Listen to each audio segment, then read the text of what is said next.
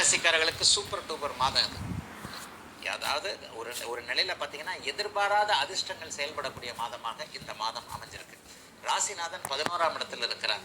11ஆம் இடத்துல அவர் வலுவாக அமர்ந்திருப்பது வெற்றியை குறிக்கக்கூடிய ஒன்று.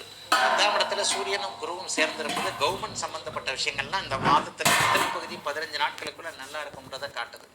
7ல் சனி இருந்தாலும் அவர் உங்களுடைய நண்பர்.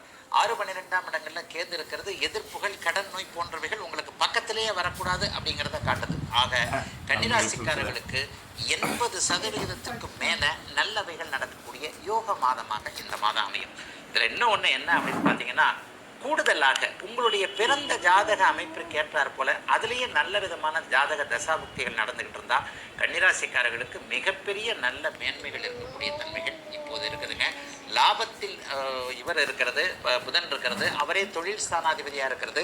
வேலை, வியாபாரம், தொழில், விவசாயம் போன்ற அமைப்புகள் இந்த மாதத்தில் நஷ்டமே இல்லாமல் லாபமாக வரக்கூடிய தன்மைகளை காட்டுது. இளைய பருவத்தினருக்கு இதுவரைக்கும் கைவராத அரசு வேலை சம்பந்தப்பட்ட விஷயங்கள் இந்த மாதத்திலிருந்து நல்லா நடக்கும். பயிற்சி மையங்கள் சரியாக அடையாளம் காட்டப்படும்.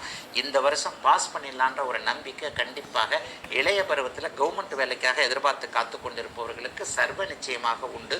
ஆகவே அரசு வேலைக்கு ஜமாயிங்க, தைரியமாக அதற்கான பரீட்சைகளை எழுதுங்க.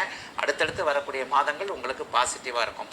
அரசாங்க கான்ட்ராக்ட் போன்றவர்கள் அந்த அரசாங்கத்தில் ஏதாவது அனுமதி, பட்டா வாங்கணும், தாசில்தாருக்காக அலைஞ்சிட்டு இருக்கிறேன், இந்த மாதிரியான அனுமதிகள், பட்டா போன்ற அமைப்புகளோடு சட்டத்தோடு அரசாங்கத்தோடு போராடி கொண்டிருப்பவர்களுக்கு முதல் 15 நாட்களுக்குள்ளேயே வெற்றிகள் கிடைக்கக்கூடிய யோக மாதம் இந்த மாதம்.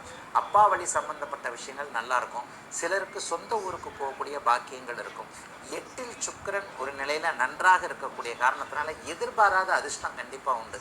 ஷேர் மார்க்கெட்டு போன்றவைகள், யூக வணிகம், அதுக்காக நீங்கள் லாட்ரி டிக்கெட்டு வாங்குறது, இந்த ஆன்லைன் ரம்மி கேம்ஸ் நடத்துறது அப்படி போயிடாதீங்க. இந்த லாட்ரி டிக்கெட்டு, ஆன்லைன் ரம்மி இதெல்லாம் நடத்துகிறவங்களுக்கு தான் லாபத்தை கொடுக்குமே தவிர அதில் விளையாடுறவங்களுக்கு கண்டிப்பாக கிடையாது. ஏன்னா அதோடைய ஃபார்மட்டே அப்படி தான். அதனால் தயவுசெய்து கன்னிராசிக்காரர்கள் லாட்டரி டிக்கெட் வாங்குவது, ஆன்லைன் ரம்மி விளையாடுவது போன்றது. ஏன் இதை இந்த மாதம் குறிப்பாக சொல்கிறேன்னா, அதில் கொஞ்சம் உங்களை ஈடுபடுத்தக்கூடிய அமைப்புகளை உங்களுக்கு ஆசை வரும். 8ல் சுக்கிரன் மறைஞ்சாலே இது மாதிரியான ஆசைகள்லாம் கண்டிப்பாக எதிர்பாராத அதிர்ஷ்டத்தின் மீது ஆசைகள் வரும். அதை தவிர்த்து நியாயமான விதத்தில் சூதாட்டம் இல்லாத அமைப்பில் யூக வணிகம்னு சொல்லப்படக்கூடிய ஷேர் மார்க்கெட்டு போன்ற அமைப்புகளில் கொஞ்சம் ஒரு லாபங்கள்லாம் வரக்கூடிய தன்மை இருக்குது. ரொம்ப நாள் வராமல் கைவிட்ட பணம் கூட வரக்கூடிய யோக நல்ல மாதமாக அமைந்திருக்கிறது. அனைத்து கன்னிராசிக்காரர்களுக்கும் வயதிற்கு ஏற்றாற் போல இந்த ஜூலை மாதம்